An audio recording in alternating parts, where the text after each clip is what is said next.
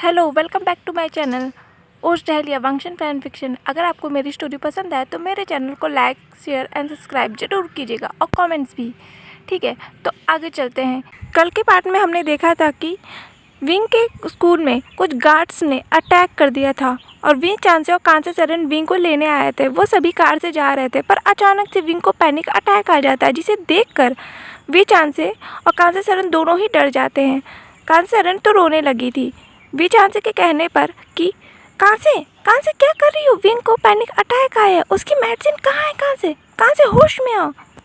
We चांसे के कहने के बाद कांसे चरण को होश आया। उसने खुद को संभाला और वो दवा को ढूंढने लगी कि उसे वो दवा देनी चाहिए विंग को। विंग के लिए वो दवा बहुत इंपॉर्टेंट है। कांसे चरण और वी चांसे दोनों जानते हैं विंग के लिए वो दवा बहुत इंपॉर्टेंट है। नहीं तो आखिर क्या हो जाएगा उन्हें खुद भी नहीं जानते। वो जानते हैं, असल में वो जानते हैं उन्हें क्या हो जाएगा विंग को। इसीलिए कांसे चरण बहुत हड़बड़ाते हुए रोते हुए उस दवा को ढूंढ रही थी। उस दवा को वो ढूंढने जा रही थी। पूरे कार में उसने दवा को ढूंढा, उसे नहीं मिला। कांसे चरण रोने लगे। उसने अपने बालों को खींचा, बहुत तेज से खींचा, जैसे कि उसकी बाल उसके हाथ में आ जाएंगी। उसने खुद को बालों को खींचा, कहा नहीं, मैंने कहाँ रोक दिया, चांस से मुझे नहीं मिला, चांस से मुझे नहीं मिला, कुछ करो,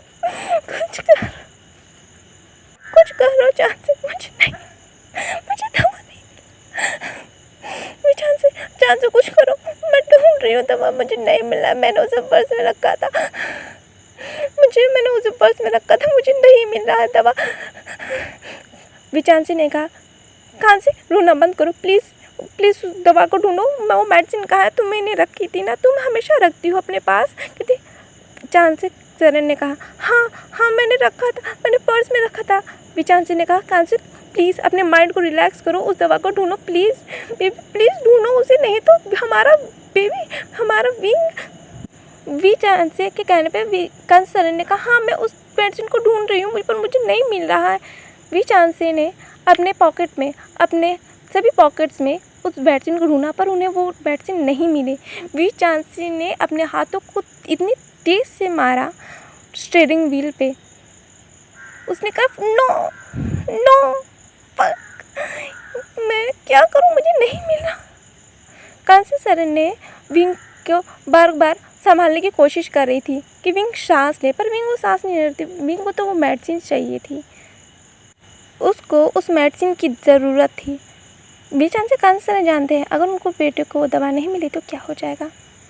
वो दोनों दवा को ढूंढने की कोशिश कर रहे थे। विंग चांसे उसमें बहुत लाचार थे, अपने बच्चे के लिए बहुत लाचार थे। वो उस बच्चे को तड़पते हुए देख रहे, जिस बच्चे को जान से ज़्यादा प्यार करते हैं, अपनी ज़िंदगी से ज़्यादा प्यार करते हैं, उस बच्चे को तड़पते हुए देख रहे थे।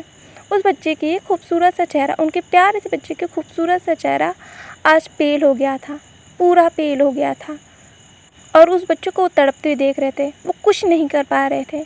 वो इस समय खुद को इतना लाचार, बेबस समझ रहे थे कि जैसे उनका मन करे तो वो खुद को कुछ कर लें, पर वो अपने बेटे को तो काश बचा लें, पर वो कुछ नहीं कर सकते थे। कांसी चरण ने रोते रोते दवा को ढूंढा, पर उन्हें वो दवा नहीं मिली। अचानक से कांसी चरण को कुछ दिखाई दिया। सीट के नीचे एक पर्स था। उन्होंने उस पर्स को निकाला। कांसी चरण ने कहा, मिल गया, मुझे मेडिसिन मिल गई। कांसी चरण ने उस पर्स में से जल्दी मेडिसिन को निकाला और उस मेडिसिन को निकाल के विंग के मुंह में डाला। कांसी चरण ने मेडिसिन को विंग के मुंह में डालने के बाद वाटर बॉटल से विंग को पानी पिलाया और तुरंत विंग के मुंह को बंद कर दिया, जिससे कि विंग उस मेडिसिन को बाहर न निकल पाए, क्योंकि विंग को खुद ही सांस नहीं आ रही थी और वो बार बार उस सांस लेने की कोशिश कर रहा था। कांसी चरण के मुंह बंद करने की वजह से उसे सांस नहीं आ रही थी, इसलिए बार बार वो मुंह खोलने की कोशिश कर रहा था, पर कांसी चरण विंग के मुंह को खोलने नहीं दे रही थी, क्योंकि अगर विंग मुंह खोलेगा तो विंग के मुंह से वो दवा बाहर निकल जाएगी।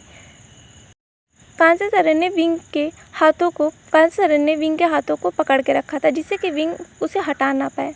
धीरे धीरे विंग शांत होने लगा, शायद दवा असर कर रही थी। विंग शांत होते होते बेहोश हो गया। कांसी चरण के बाहों में वो बेहोश हो गया था। कई चांसे और कांसी चरण ने एक राहत की सांस ली, पर उनका दिल ही जानता है कि इस दौरान उनके ऊपर क्या बीती है।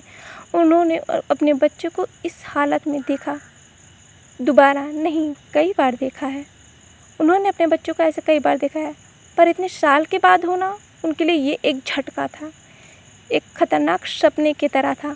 अपने विंग को दोबारा उसी हालत में देखना जिस हालत में वो नहीं चाहते हैं। वी चांसे ने कार को अपने मैंसन की तरफ किया। मैंसन पे पहुंचने के बाद वी चांसे ने जल्दी से कार से बाहर निकले और बहुत ही धीरे से कार के डोर को खोला कि विंग उठ ना जाए। विंग उनके वाइफ के गोद में था, उनके बाहों में था। वी चांसे ने बहुत धीरे से विंग को अपने गोद में लिया और उन्होंने अपने बच्चों को अपने गोद में लेकर वो मैंशन के अंदर चले गए। मैंशन के अंदर जाके उन्होंने देखा सारा मैंशन उथल पुथल है। शायद यहाँ कोई आया था। वी चांसे समझ गए शायद वही लोग आए होंगे जो उन्हें ढूंढते हुए उनके ऑफिस तक पहुँच गए थे और जॉय ने अपनी जान देकर उन्हें बचाया था। इसका कर्ज कांसे सरन और वी चांसे कभी नहीं उतार सकते। वी चांसे और कांसे सरन सीढ़ियों के ऊपर से चलते हुए जल्दी विंग के रूम में गए। उन्होंने विंग के रूम का दरवाज़ा खोला और विंग को बहुत ही धीरे से विंग को बेड पर लेटाया और विंग को बॉडी को रिलैक्स होने के लिए छोड़ दिया। वी चांसे और कांसे सरन पर रिलैक्स नहीं हो सकते थे। वी चांसे और कांसे सरन कुछ चीज़ों को ढूंढ रहे थे, वह ऐसे बैठ नहीं सकते थे। उन चीज़ों को बार बार कई ड्रॉर्स में खोलने के बाद उन्हें वो चीज़ मिल गई। वो मेडिसिन थी। उस ड्रॉर में इतनी सारी मेडिसिन थी। उन मेडिसिन को वी चांसे और कांसे सरन ने एक बैग में रखा। वो एक बैकपैक था, पर उसी समय विंग उड़ गया और वो डरने लगा। नहीं नहीं, छोड़ दो मुझे प्लीज़, ये आवाज़ें बंद करो। विंग को वो आवाज़ें ऐसा लग रहा था अभी भी सुनाई दे रही हैं। हर बार यही तो होता है विंग के साथ। वो आवाज़ें सुनाई देने के बाद, दवा खाने के बाद भी विंग को हल्की फुल्की वो आवाज़ें जो परेशान करती हैं, जिन्हें वो नहीं चाहते हैं अपनी लाइफ में कभी भी सुनना। कांसे सरन दौड़ के विंग के पास गई और उसे संभालने लगी। कांसे सरन ने कहा, विंग बेटा सब ठीक है, मम्मा तुम्हारे पास है। कहीं मम्मा वो आवाज़ें फिर सुनाई देने की कि नहीं बेटा कुछ तो नहीं होगा, नहीं सुनाई देंगी। कांसे सरन ने विंग को संभाला और उसे शांत किया। कांसे सरन विंग के पीठ को रब किए जा रही थी और उसे संभालने की कोशिश कर रही थी। विंग ने अपनी माँ को बहुत टाइटली पकड़ रखा था, जिससे कि उसे एक वार्म फील हो रहा था। विंग को इस वार्मनेस से बहुत प्यार है। उसे ये वार्मनेस हमेशा शांत कर देती है, इसीलिए उसने अपनी मॉम को बहुत टाइटली पकड़ा था, जिससे कि वो कहीं जा नहीं रहा हो, उसे कोई परेशान नहीं कर रहा, उसे कोई पकड़ नहीं रहा हो, उसे कोई परेशान नहीं कर रहा हो। इन बाहों में उसे हमेशा शांति मिलती है।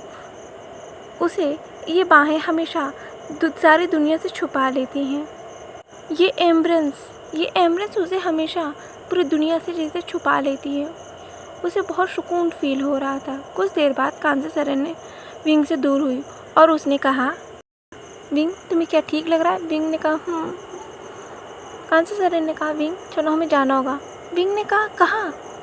तभी वी चांसे वहाँ आ गए। वी चांसे ने कहा, विंग बेटा हमें यहाँ से चलना होगा। विंग ने कहा, पर डैड हमें कहाँ जाना होगा? कांसे सरन ने विंग के एक हाथ को पकड़ लिया और दूसरे हाथ को वी चांसे ने विंग के दूसरे हाथ को पकड़ा हुआ था। वो दोनों विंग को बहुत प्यार से देख रहे थे। उनके आँखों में विंग के लिए बहुत प्यार था।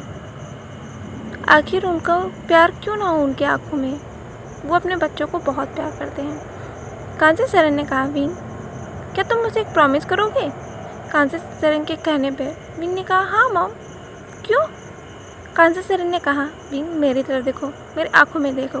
कांसे सरन ने अपने दोनों हथेलियों को विंग के चिक्स पे रखा और कहा, विंग मेरी तरफ देखो। विंग ने अपने नज़रों को ऊपर किया। कांसे सरन ने कहा, विंग मुझसे प्रॉमिस करो, कोई भी हालात हो, कोई भी सिचुएशन हो, तुम अपना ख्याल रखोगे। विंग ने कहा, पर मॉम? कांसे सरन ने कहा, नहीं मेरी बात ख़त्म नहीं हुई है। विंग कोई भी सिचुएशन हो तुम अपना ख्याल रखोगे, तुम हमें छोड़ के अपना ख्याल रखोगे, प्रॉमिस करो मुझसे। कि नहीं मॉम आप कहीं जा रहे हो क्या? ऐसा क्यों कह रहे हो? कांसे सरन ने कहा, नहीं तुम्हें छोड़ के नहीं जा रही हूँ। कांसे सरन को लगा शायद उसने विंग को डरा दिया था। हाँ उसने शायद सच में विंग को डरा दिया था। विंग ने कांसे सरन को हक कर लिया कि नो मॉम अब मुझे छोड़ के ऐसे नहीं जा सकते। विंग को लग रहा था शायद उसकी मॉम कहीं उसे छोड़ के जा रही है, इसलिए वो बहुत डर गया था। कांसे सरन ने विंग को खुद से दूर किया और कहा, नहीं बेटा मैं तुम्हें छोड़ के कहाँ जाऊँगी। क्योंकि नहीं आप कह रहे हो, आपने ऐसा कहा। क्योंकि नहीं विंग मैंने नहीं कहा, मैं बस इतना कह रही हूँ कि तुम किसी भी सिचुएशन में खुद का ख्याल रखोगे। तुम मेरे स्ट्रॉन्ग बेटे हो ना? विंग ने कहा, हूँ, मैं हूँ। पर क्योंकि हाँ विंग, तुम हो ना, तुम मेरे स्ट्रॉन्ग बेटे हो। तो मेरा स्ट्रॉन्ग बेटा खुद का ख्याल रखिएगा ना? विंग ने कहा, हाँ। पर कांसेरन ने कहा, नहीं विंग, तुम खुद का ख्याल रखोगे, मैं प्रॉमिस करती हूँ, मैं तुम्हारे साथ हमेशा रहूँगी, हमेशा। तुम जहाँ ढूंढोगे मैं वहाँ तुम्हें मिलूँगी। कहा, मॉम आप ऐसा क्यों कह रहे हो? आपने ऐसे आज से पहले कभी ऐसा नहीं कहा। कांसेरन ने पता नहीं क्यों ऐसे कहा, उसे खुद भी नहीं पता, पर उसने बात को चेंज करते हुए कहा, विंग, ये तुम्हारा बैकपैक है, इसे खुद से कभी दूर मत करना, प्रॉमिस करो मुझसे। कांसेरन के कहने पे विंग ने कहा, प्रॉमिस मैं खुद से कभी दूर नहीं करूँगा। तो विचांसे ने कहा, सरन हमें लेट हो रहा है, तुम्हें जानना है ना? जानती हो ना हमें जाना है। विंग ने कहा, पर डैड कहाँ? हम एयरपोर्ट जा रहे हैं, विचांसे ने कहा। विचांसे और कांसेरन विंग को लेकर उसके रूम से बाहर आ गए और सीढ़ियों से वो जल्दी जल्दी उतरने लगे। विंग देख रहा था उनके मॉम डैड बहुत जल्दी में है। शायद वो समझ भी रहा था, वो इतना पागल तो है नहीं कि समझ में नहीं आएगा। ये जो सिचुएशन है उसे समझ में आ रहा था, शायद ये उसी की वजह से है, उन लोगों की वजह से है जो शायद उनका पीछा कर रहे हैं। पर विंग ने अपने मॉम डैड से कुछ नहीं कहा, क्योंकि वो जानता है वो अगर पूछेगा तो वो अपने मॉम डैड को और टेंशन दे देगा, इसलिए विंग ने कुछ नहीं पूछा। मेंशन के बाहर आते ही विचांसे ड्राइविंग सीट पर बैठ गए और विंग और कांसेरन बैक सीट पे बैठ गए। विचांसे कार की स्पीड को बढ़ाए जा रहे थे, वो बहुत रेस्टलेस थे। विंग देख रहा था अपने डैड को कि वो कितने रेस्टलेस हैं। वो कार की स्पीड को बढ़ाए जाते। आज से पहले शायद ही विचांसे ने इतनी तेज़ स्पीड में कभी कार चलाई हो। उसके डैड हमेशा सेफ ड्राइविंग करते हैं और ख़ासकर विंग के साथ सेफ ड्राइविंग करते हैं, पर आज उसके डैड ऐसा नहीं कर पा रहे थे, उनके हाथ काँप रहे थे। न जाने क्यों विंग को समझ में नहीं आया कि उसके डैड का हाथ क्यों काँप रहा है, पर विचांसे के हाथ काँप रहे थे। विंग ने अपनी नज़रों को खिड़की के बाहर किया। उसने देखा पूरा अज़ीलिया जल रहा है। नहीं, वो उसमें आग नहीं लगी थी, पर वो जल रहा था। वो खूबसूरत सा शहर जिसे वाटर कंट्री के नाम से पूरे कल्टीवेशन वर्ल्ड में जाना जाता है, उसकी आज ये हालत थी। गाड़ियाँ इधर से उधर भाग रही थी, सब रेस्टलेस थे। विंग देख सकता था वो खूबसूरत सा पार्क जिसमें विंग हमेशा खेला करता है अपने दोस्तों के साथ, वो पार्क जिसे उसकी काया ही पलट हो गई। विंग समझ रहा था आखिर ये क्यों हो रहा है। शायद उन्हीं लोगों की वजह से जो उनका पीछा कर रहे थे। हाँ, शायद यही वजह है। ये नज़ारा देख के विंग के दिल में भी डर बैठ गया, उसके भी हाथ कांपने लगे। पर कांसेरन ने अपने हाथों को विंग के हाथ पे रख दिया और उसे विंडो से बाहर देखने के लिए नहीं दिया। कांसेरन ने विंग के आंखों पर अपने हाथों को रख दिया और उसे अपने सीने में छुपा लिया, जिसे वो पूरी दुनिया से विंग को छुपा लेना चाहती हो। कुछ देर ड्राइव करने के बाद विचांसे और कांसेरन अपनी मंजिल पे पहुंच चुके थे। वो एयरपोर्ट पे पहुंच चुके थे। एयरपोर्ट पर कोई फ़्लाइट इस समय नहीं थी। पूरा एयरपोर्ट खाली था, जैसे वहाँ कोई रहता ही नहीं हो। पूरा एयरपोर्ट खंडहर बन चुका था। एयरपोर्ट पे पहुंचने के बाद विचांसे कार से बाहर निकले और उन्होंने पीछे वाली बैक डोर को खोला, जिसमें से विंग का हाथ पकड़ते हुए कांसेरन निकले। उन दोनों ने विंग को दोनों हाथों को पकड़ा हुआ था और वो सभी एयरपोर्ट की तरफ जाने लगे। एयरपोर्ट के एंट्रेंस गेट को उन्होंने खोला, जो कांच की थी। उस कांच की दरवाजे को विचांसे और कांसेरन ने खोला और वो जल्दी जल्दी अपने कदमों को बढ़ाते हुए वो एयरपोर्ट के अंदर जाने लगे। रनवे पे जाने के बाद उन्हें कई सारे लोग दिखाई दिए। विंग ने देखा और उसके सभी दोस्त हैं वहाँ, बेनिंग, नी हुसैन और उनके मॉम डैड भी। मिस्टर वैन बहुत जल्दी कर रहे थे, वो बहुत परेशान लग रहे थे। विचांसे ने ये देखा, शायद मिस्टर वैन किसी पायलट से बात कर रहे थे। वो बहुत टेंशन में थे। पायलट उनसे कह रहा था, सर हमें जल्दी जाना होगा, यहाँ से माहौल सही नहीं है, हमें यहाँ से जाना होगा। विचांसे इधर उधर अपनी नज़रों को दौड़ाया तो उन्हें मिस्टर वैन दिखाई दिए। मिस्टर वैन से कहा, वैन मैं पहुँच गया। विचांसे के आने पर मिस्टर वैन खुश हो गए। उन्होंने कहा, थैंक गॉड तुम आ गए, हमें जल्दी निकलना होगा। पायलट ने कहा, सर मैं प्लेन शुरू करता हूँ। वो एक प्राइवेट प्लेन था। उस प्राइवेट प्लेन से वो सब कहीं जाने वाले थे। सभी प्लेन की तरफ जाने लगे। तभी उन्हें एक गन शॉट की आवाज़ सुनाई दी और फिर उसके तुरंत बाद एक गिरने की आवाज़ सुनाई दी। उस गिरने की आवाज़ को सभी ने फॉलो किया तो देखा पायलट ज़मीन पे गिरा है और इधर उधर सभी ने देखा कि ये गन शॉट मारा किसने, पायलट को किसने मारा। तो सभी की नज़रें एक पर्सन पे गए जिसके हाथों में गन था और उसका निशाना वो पायलट था। सभी डर गए। विंग चिल्ला पड़ा ये नज़ारा देख के कि पायलट को किसी ने मार दिया। कांसन सरन ने विंग को हक कर लिया और उसे ये सब देखने नहीं दिया। लेकिन तुरंत ढेर सारे गार्ड्स ने उन सभी को घेर लिया। अचानक से 100 से ज़्यादा गार्ड्स वहाँ पे आ गए और उन सभी को घेर लिया। कांसन सरन, वी चांद से सभी, मिसेस वेन, मिस्टर नीये, विंग, वेंचिंग, न्यूहसन, सभी को गन पॉइंट पे रखा गया था। वो सभी गन पॉइंट पे लिटरली थे। अचानक से उस भीड़ में से आता हुआ एक पर्सन जो क्लैपिंग करते हुए आ रहा था, उसने कहा वाह वाह वाह, आखिर तुम सब मुझे मिल ही गए। तुम सब ने मुझे बहुत भगाया है, बहुत। लिटरली मुझे आज तक किसी ने नहीं इतना भगाया जितना तुम लोगों ने मुझे भगाया अपने पीछे।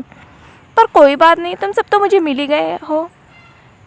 उसने कहा अपने गार्ड से, चलो इन सबको यहाँ से लेके मेरे पीछे आओ, डालो इनको सबको कार में।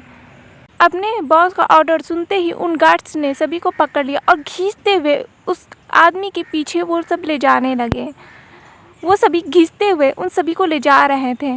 तभी वी चांसे ने खुद को छुड़ाया और उन गार्ड्स को धक्का दिया और तेज से चिल्ला के कहा, रुक जाओ, मैं जानता हूँ तुम कौन हो। ये सुनते ही वो आदमी पीछे मुड़ गया। उसके फेस पे एक स्मित था। आज के लिए बस इतना ही। अगर आपको मेरी स्टोरी पसंद आई तो मेरे चैनल को लाइक, शेयर एंड सब्सक्राइब ज़रूर से ज़रूर कीजिएगा।